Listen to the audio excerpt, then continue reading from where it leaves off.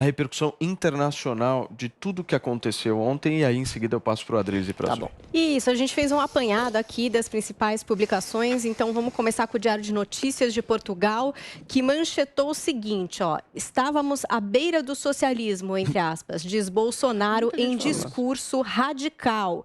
Eles dizem aí, ó, o presidente do Brasil voltou a defender o tratamento precoce e a atacar o isolamento no combate à pandemia, contradizendo a Organização Mundial de Saúde, e tentou agradar, sobretudo, a sua base de apoio interna. Para a oposição, aspas, mentiu vergonhosamente. O Clarim, aqui da Argentina, publicou que o presidente brasileiro mirou contra o ex-presidente Lula em seu discurso na ONU ao dizer que o Brasil estava à beira do socialismo. A matéria também fala sobre a forma com que Bolsonaro tem lidado com a pandemia da Covid-19, fala de negacionismo evidente, relembra episódio também do encontro do nosso presidente com o premier britânico Boris Johnson, em que Johnson elogiou a vacina, enquanto o brasileiro disse não estar vacinado. New York Times, a manchete diz: sem vacinar-se e desafiador, Bolsonaro rebate críticas em discurso na ONU. Essa matéria também dá ênfase a esse discurso favorável do Bolsonaro ao uso de medicamentos para a Covid-19, medicamentos sem comprovação científica, e a forma também com que ele lidou com a pandemia aqui no Brasil. Temos também a manchete do The Washington Post. Não vacinado, Bolsonaro parece quebrar o sistema de honra das Nações Unidas para a vacinação durante o discurso. O site do jornal The Washington Post relembra as falas do Bolsonaro contra a vacinação, falas anteriores, né? E diz aí dessa questão de parecer dele ter quebrado esse sistema de honra das Nações Unidas para vacinação. E a gente tem também aqui o The Guardian, que diz aí, ó, Bolsonaro prometeu mostrar um novo Brasil, mas o discurso na ONU, entre aspas, cheio de mentiras, não fez mudar a opinião a seu respeito. Ele usou um termo aí, Cuts Little Eyes, né, em tudo que ele falou, então não mudou muito a opinião que já havia sobre ele. E aí eles definem o Bolsonaro como um presidente de extrema-direita que vendeu a ideia de remédios para a Covid não comprovados e fez alegações infundadas sobre a política brasileira e o meio ambiente. Na Fox News, que é bastante crítica ao prefeito de Nova York, o Bill de Blasio, e também a questão do passaporte da vacina para entrar em restaurantes, estabelecimentos fechados, o programa Tucker Carlson Tonight conversou com o deputado Eduardo Bolsonaro, que é o filho do presidente, exatamente sobre essa questão do posicionamento do prefeito em relação ao Bolsonaro. Lembra que eu trouxe para vocês aqui, dele dizer, olha, se o senhor não tiver vacinado, nem vem, esse tipo de coisa. Então, a gente tem aí um pouquinho do vídeo dessa conversa. Eu vou trazer um pouco da fala do que o Eduardo disse. Foi uma breve entrevista, mas ele disse assim, que ele entende que o Bill de Blasio é um marxista que segue muito o que Antônio Gramsci diz, que acha que sabe o que é melhor para as pessoas mais do que a opinião delas. Ele também falou sobre a liberdade sendo cerceada pelas Big Techs nos Estados Unidos, essa questão até do Estado Islâmico, ter a liberdade de falar e outras pessoas estarem sob censura. E aí ele mandou um conselho, um recado para os americanos. Ele disse assim, ó, eu tenho um conselho para o povo americano, não achem que a Venezuela é algo muito distante de vocês. Na década de 90, se você falasse aos venezuelanos que um dia a Venezuela se tornaria uma ditadura, eles nunca levariam a sério.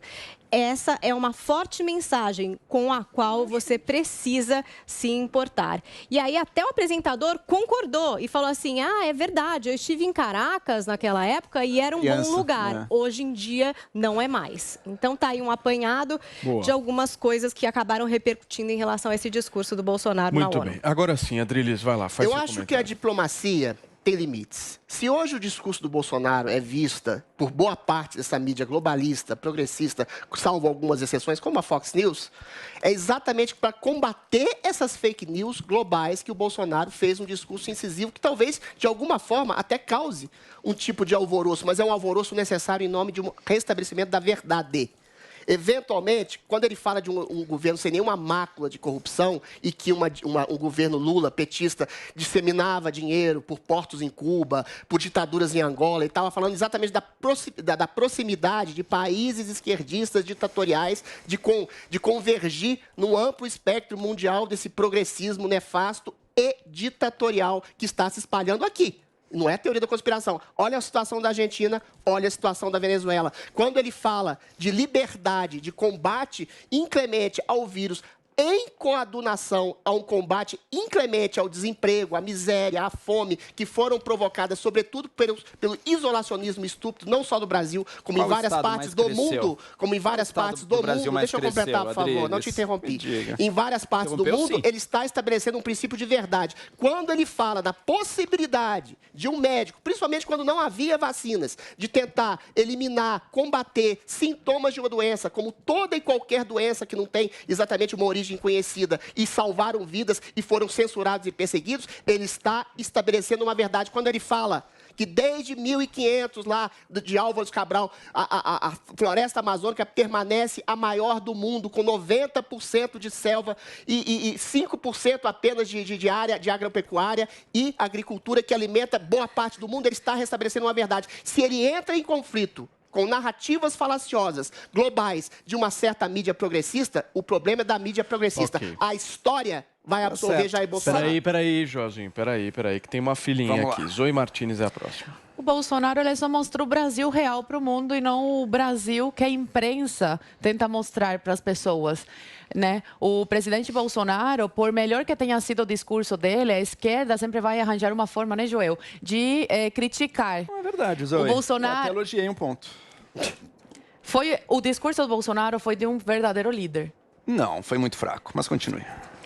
Não, sabe qual que é o discurso pro Joel bom, do ponto de vista do Joel? O da Dilma, de estocar vento. Não, isso é digno de um presidente ir na ONU defender estocar vento, não né? Apela, e representar um governo corrupto, como era o governo do PT, como é o governo do PT.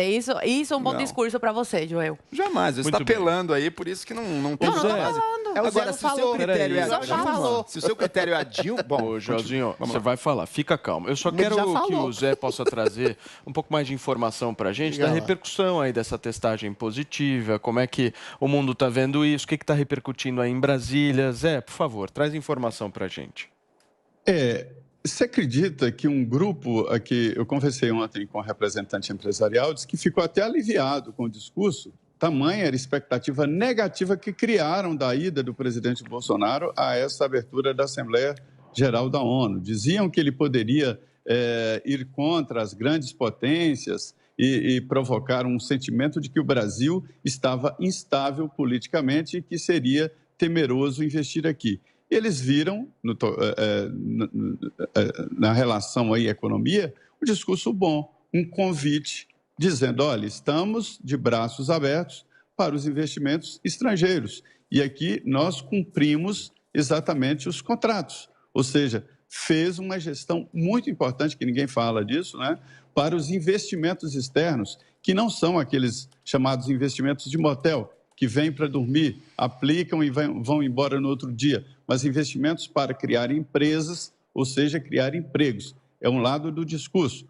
O outro, sobre essa defesa da legislação, é verdade, não é do governo Bolsonaro, mas a legislação ambiental brasileira ela é muito rigorosa e a primeira no mundo a criar um código específico, com toda a legislação ambiental concatenada num só documento, e isto é muito importante. Não há governo paralelo nem mundo paralelo. Sobre a contaminação do ministro da Saúde, eu vi, ao chegarem aqui em Brasília, a equipe presidencial, né, a comitiva presidencial, foi informada pela Anvisa de que eles deveriam, é apenas uma recomendação, é o pessoal que impediu o jogo Brasil e Argentina, recomendação para que toda a cúpula do governo fique de quarentena. O presidente Bolsonaro já tem a agenda para hoje e não vai ficar de quarentena, não.